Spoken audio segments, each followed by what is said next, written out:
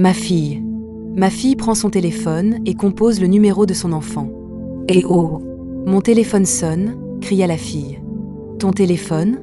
Non, il faut oublier ça, lui dit le jeune homme. Non, non, je dois vérifier, insiste la fille. Oublie ça, insiste le jeune homme. C'est ma maman, cria la jeune fille, tenant le téléphone en main. Mais ça ne peut pas attendre un peu plus tard? Dit le jeune en essayant d'arracher le téléphone des mains de la jeune fille. Allô? Dit la maman de l'autre côté du fil. Oui, allô maman, répond la jeune fille. Ma fille, où es-tu? Je suis avec mes amis. Ne continue pas ce que tu es en train de faire actuellement. Quoi? Cria la jeune fille en reculant. Je répète, ne franchis pas le seuil de la maison que tu es sur le point de franchir. Abandonne tout ce que tu es en train de faire et rentre à la maison tout de suite, ajoute la maman. Pardon, pardon.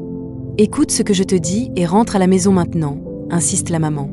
Le jeune homme s'étonne du comportement de la jeune fille. Ok maman, je vais rentrer à la maison tout de suite, répond la jeune fille, très inquiète de la réaction de sa maman. La maman est toujours inquiète pour sa fille. Ce qu'elle vient de pressentir n'est pas normal. Ma fille est en danger, dit-elle encore une fois en courant. Je dois rentrer, dit la fille au jeune homme. Mais pourquoi tu veux rentrer? Demande ce dernier. C'est ma maman. Elle me demande de ne pas franchir le seuil de la maison. Je connais très bien ma maman pour ses prédictions. Je ne sais pas ce qu'elle a vu, mais je dois rentrer maintenant. Qu'est-ce que toi, tu as toujours à raconter des conneries? Lui répond sa seconde copine, ignorant le danger qui les attend. Je ne sais pas pourquoi tu t'inquiètes à cause d'un simple appel de ta maman, lui répond le jeune homme. Ce n'est pas un simple coup de fil, cria la jeune fille.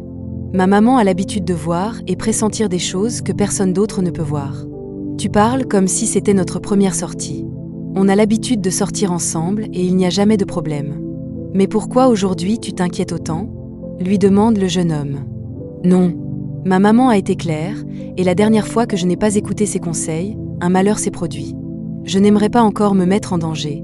Le mieux, c'est qu'on retourne tranquillement, dit la jeune fille. Arrête avec tes conneries. Si tu veux rentrer, il faut rentrer toute seule, dit sa seconde copine. Mais on est venus ensemble. Je ne peux pas te laisser ici et rentrer seule, dit la jeune fille, toujours paniquée. Oublie ça et allons-y, demande le jeune homme. Non, je n'irai plus nulle part, et ne me force surtout pas, dit la jeune fille. Calme-toi. Je ne vois pas pourquoi tu t'affoles, dit le jeune homme. Pour un simple appel, tu te mets dans tout cet état. Allons profiter de la vie, dit le jeune homme. Oublie ton inquiétude et allons profiter de la vie, ajoute sa copine. Coupe ton téléphone pour ne plus te faire déranger. Il n'y a aucun problème. Tu t'inquiètes trop, dit le jeune homme en regardant la seconde copine, qui confirme les dires du jeune homme. Allons faire la fête, lui dit encore le jeune homme. Je pense qu'on doit reporter cette sortie pour plus tard, dit la jeune fille. On ne peut pas reporter ça, lui répond le jeune homme. Laisse-la rentrer chez elle si c'est ce qu'elle veut. On sera seul à profiter de cette soirée, dit la seconde copine déjà toute excitée. Le jeune se tourne encore vers la fille et dit « On est déjà là. Tu attends quoi pour qu'on rentre?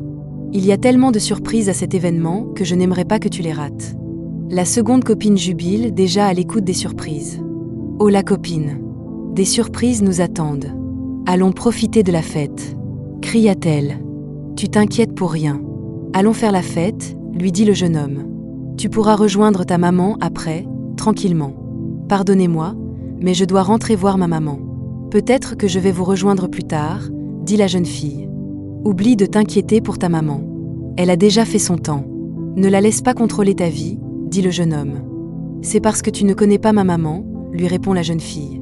Elle est capable de débarquer ici. Comment saura-t-elle qu'on est ici? Demande le jeune homme. J'ai bien envie de la fête, mais je dois d'abord rentrer voir ma maman. La fête peut attendre, mais pas ma maman. Je ne sais pas pourquoi vous insistez pour que je vous accompagne. Regardez vous-même comment le ciel devient sombre tout d'un coup. Rien de bon ne nous attend. Le mieux, c'est qu'on rentre. Arrête avec tes inquiétudes inutiles. Le jeune homme et la seconde fille se moquent ensemble de la fille. Toi, jeune fille, c'est ta maman qui te contrôle. Si ce n'est pas elle, c'est que le ciel est sombre, dit le jeune homme d'un ton moqueur. Tu agis comme un enfant. Laisse-toi aller bon sang. Allons faire la fête maintenant, dit le jeune homme.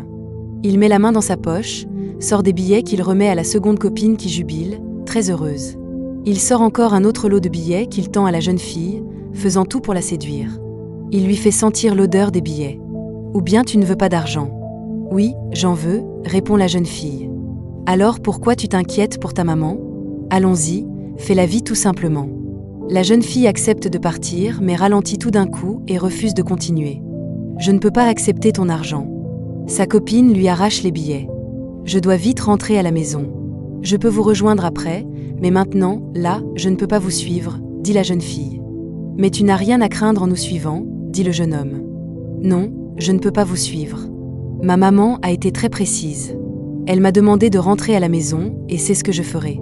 Ni votre argent, ni votre insistance ne me feront changer d'avis. Écoute-moi très bien. Tu es en train de me décevoir. Et rassure-toi, si tu me mets la honte en rentrant chez toi, tu n'auras plus d'autres opportunités avec moi, dit le jeune homme. Je te promets que je ne vais pas tarder. Je vais encore revenir, dit-elle avant de tourner le dos. Échec pour le jeune homme. La seconde copine, toute contente d'avoir à elle seule les billets de banque, suit le jeune homme. Et ce qui devait arriver, arriva.